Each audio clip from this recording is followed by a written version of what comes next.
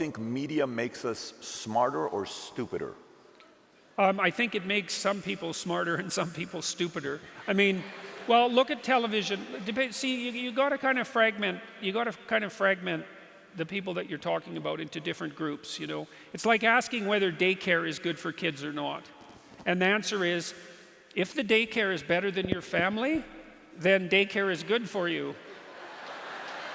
And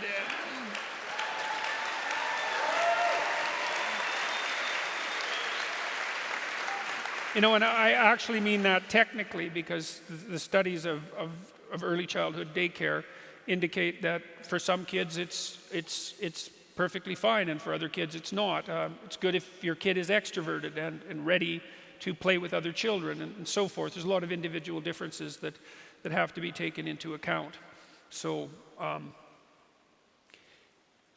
media in general, look, imagine that you're a little kid and you know your parents are neglectful and you're in your crib most of the time, but the television is on. Well, that's a hell of a lot better than just being in your crib. You know, and so it is pretty clear too, over the last century, on average, IQ levels have gone up by quite a substantial amount. And the reason for that seems to be that the very low end has been pushed up. And some of that's going to be a consequence of increased nutrition, and some of it's going to be a consequence of the fact that television is a lot better than nothing, like infinitely better. Now, whether television is better for you than, you know, a diet of high quality literature, that's a whole different question.